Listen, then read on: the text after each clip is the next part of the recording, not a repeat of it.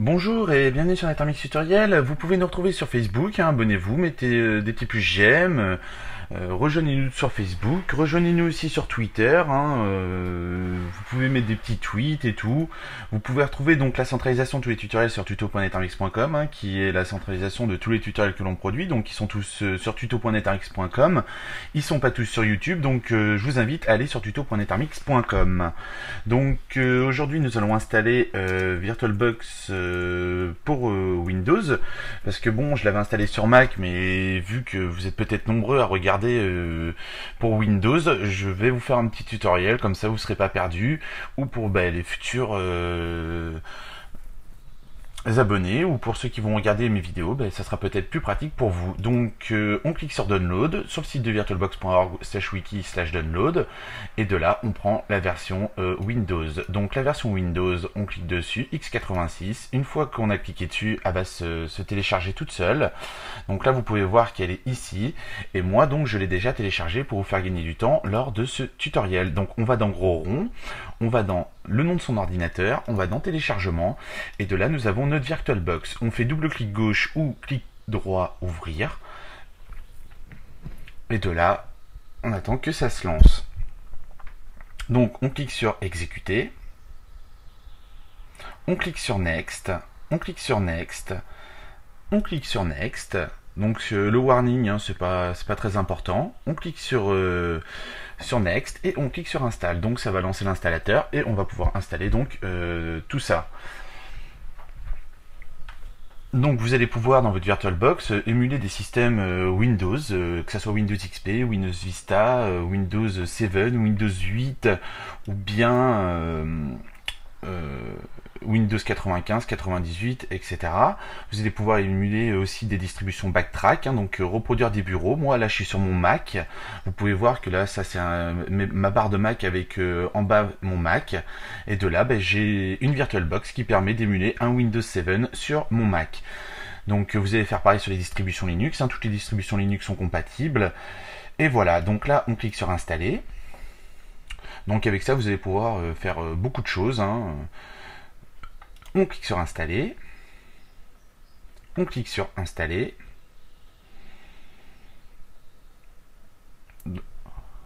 Donc si vous voulez tester des logiciels avant de les passer dans votre vrai système d'exploitation, le mieux c'est de les mettre dans la VirtualBox, hein, de façon à pouvoir protéger votre système d'exploitation, sachant que chaque VirtualBox possède un disque dur spécial à elle.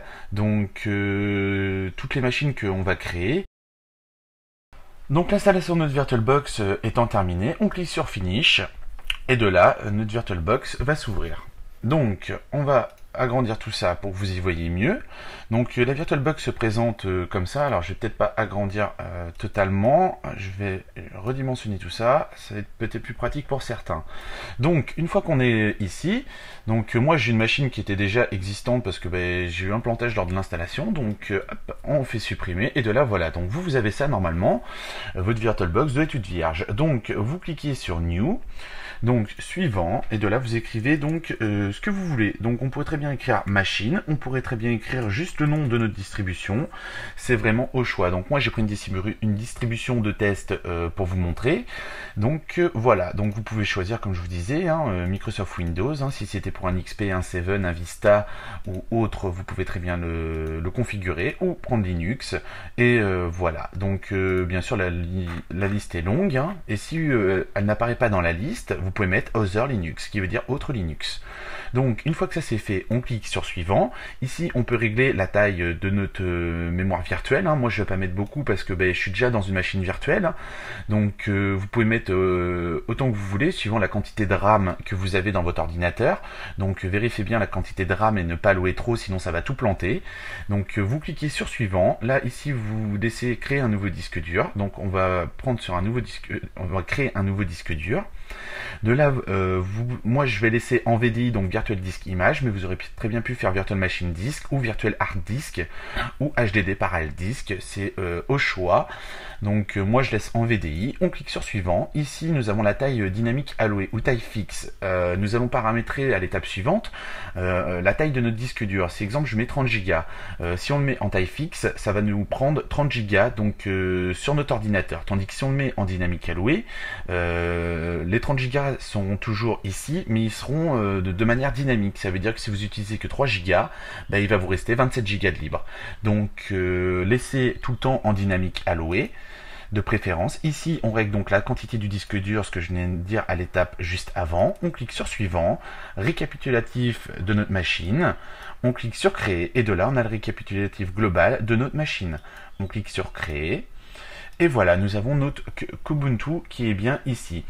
Donc notre machine a bien été créée. Donc toute machine, on doit prendre ce genre de fichier là. Donc je vais faire propriété pour que vous compreniez bien. Ce genre de fichier là, donc il faut absolument des points ISO. Donc tout ce qui est ISO. Donc bien sûr, vous regardez les tutoriels à chaque fois sur tout ce que j'ai fait, Linux et ainsi de suite. Vous retrouverez tout pour télécharger les ISO. Il n'y a pas de problème.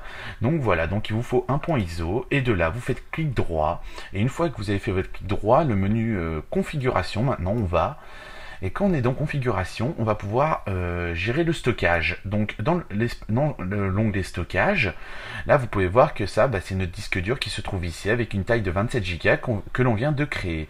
Donc ici on clique sur le petit plus et de là il nous dit choisir un disque. Nous choisissons notre disque. Donc moi là je suis sur mon bureau, mais on aurait très bien pu aller dans téléchargement ou dans bureau, c'est au choix. Donc moi ils sont sur mon bureau pour le tutoriel, c'est plus pratique pour vous. Maintenant on clique donc sur ouvrir. Une fois qu'on l'a sélectionné, on clique sur ouvrir. De là on clique sur OK. Et donc notre VirtualBox est prête à l'utilisation. Donc moi je vais pas le faire parce que bon je l'ai déjà fait tout à l'heure, ça m'a fait planter complètement l'ordinateur, du moins ma VirtualBox, c'est pas mon autre ordinateur, mais ma VirtualBox avait planté entièrement. Donc autrement vous faites clic droit démarrer ou vous faites démarrer ici et de là vous allez pouvoir donc émuler votre machine Kubuntu. Donc j'espère que ce tutoriel vous a plu et je vous dis à bientôt sur NetArmix Tutoriel.